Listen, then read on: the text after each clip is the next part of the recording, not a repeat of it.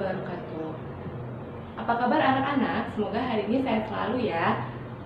Hari ini kita akan melanjutkan pelajaran yang sebelumnya. Nah, kalau pada pertemuan lalu kita belajar tentang rangka pada manusia, pada pertemuan kali ini kita akan belajar otot yang terdapat pada tubuh manusia.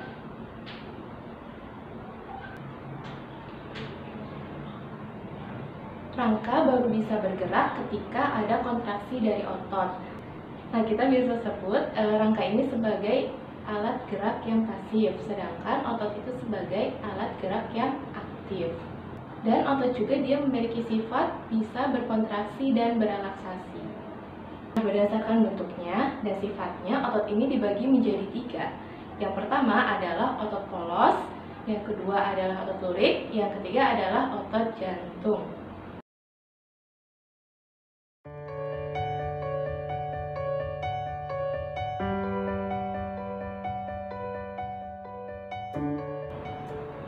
Nah, yang pertama adalah otot polos.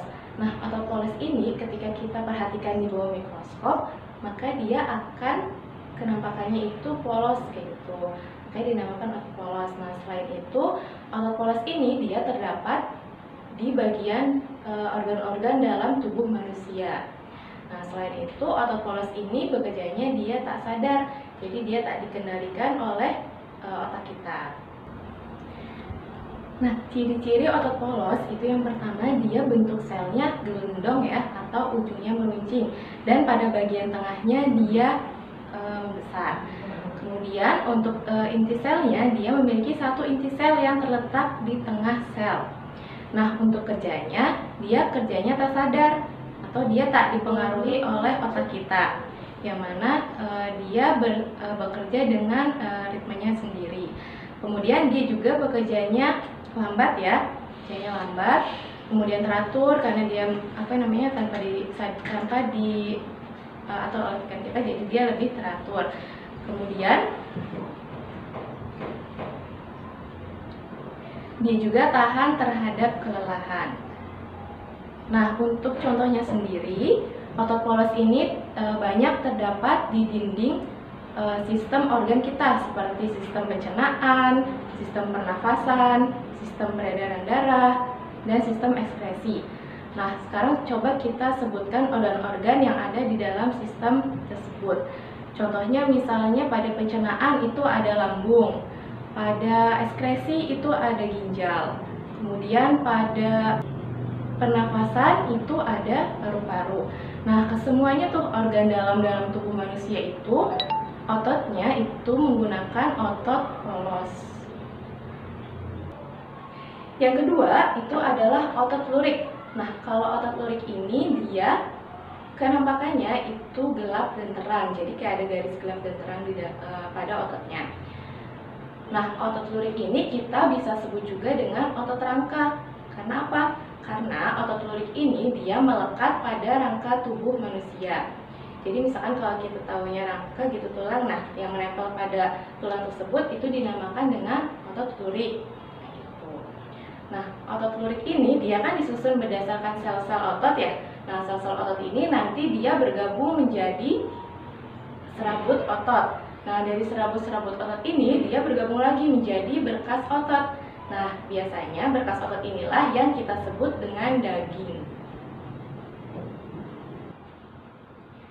Nah, untuk ciri-cirinya, sel pada otot lurik ini dia memiliki sel yang berbentuk silindris.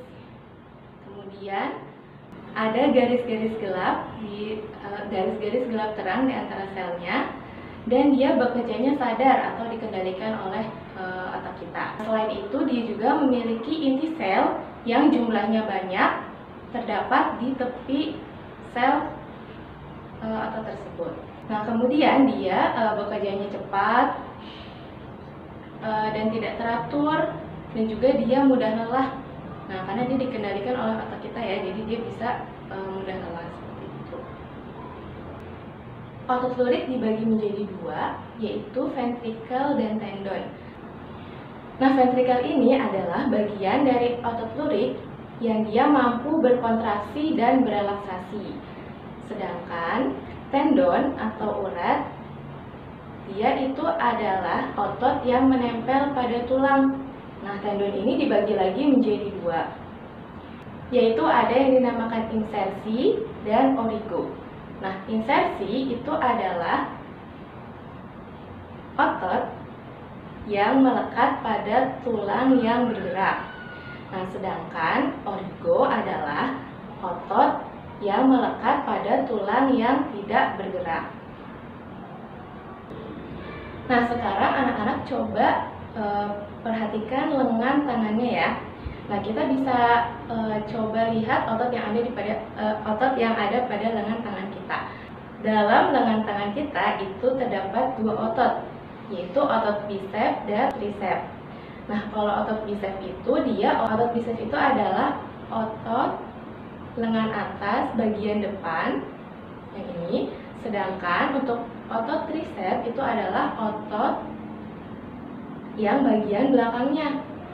Jadi ketika kita melakukan mengangkat beban gitu misalnya ya, nah itu otot triceps dan otot biceps kita itu bekerja.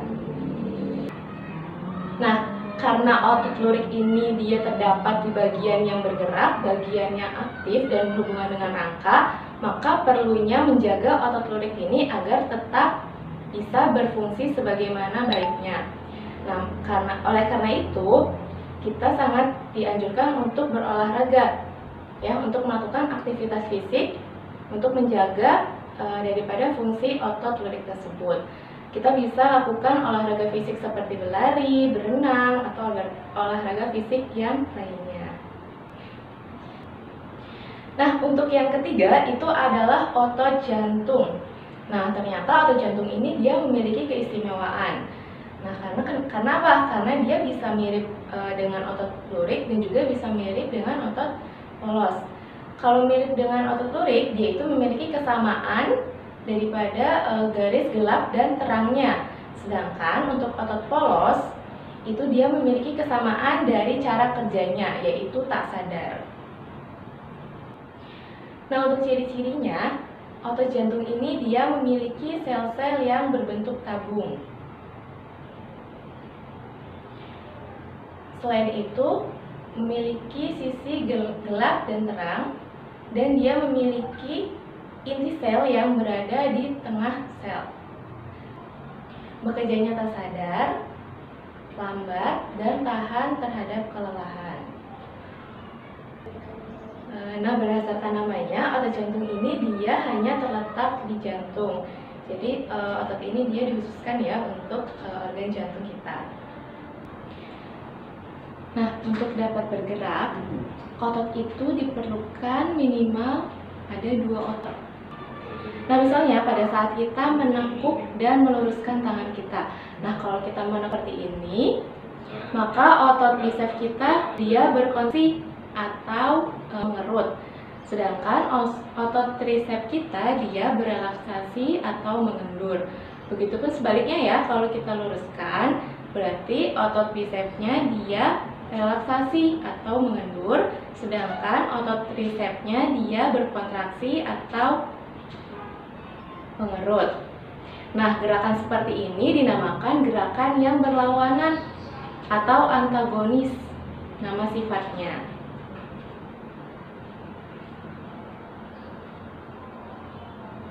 Nah, selain itu, otot juga dia mampu bekerja sama antara satu otot dengan otot yang lainnya.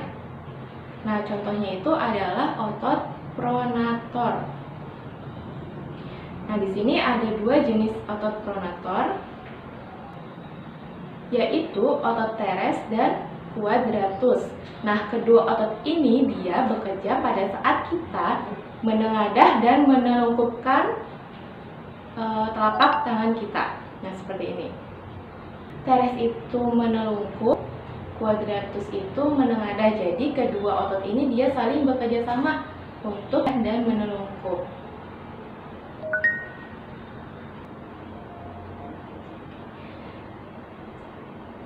Sekian pertemuan untuk hari ini. Semoga dari pertemuan hari ini kita jadi ada pelajaran ya untuk bisa membedakan otot-otot yang ada dalam tubuh kita. Sekian, wassalamualaikum warahmatullahi wabarakatuh.